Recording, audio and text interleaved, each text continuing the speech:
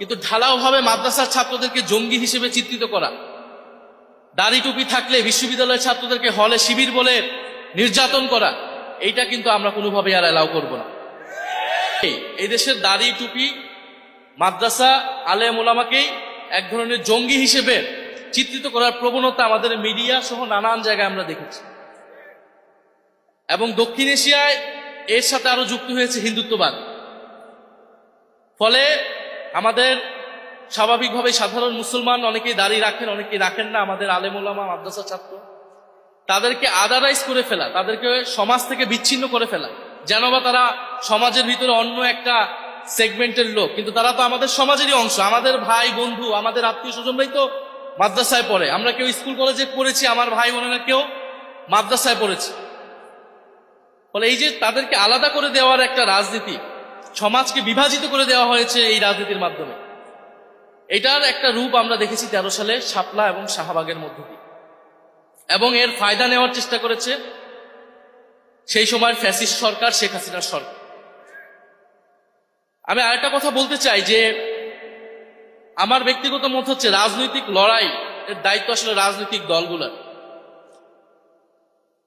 সেই সময় শাপলা এক ভাই বলেছেন যে বিএনপি তাদের সাথে ছিলেন, হেফাজতের সাথে ছিলেন, অবশ্যই সাথে ছিলেন, সাথে ছিল বিএনপি, কিন্তু বিএনপির ভূমিকা আসলে কিরকম ছিল এটা আসলে এই সময়ে এসে এটা বিশ্লেষণের দাবি রাখে।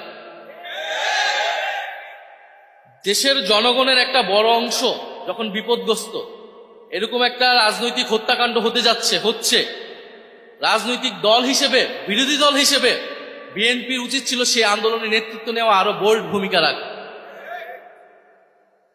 আমরা বিভিন্ন সময় দেখি মাদ্রাসার ছাত্রদের, আলেম ওলামাদেরকে রাজনৈতিকভাবে ব্যবহার করা হয়।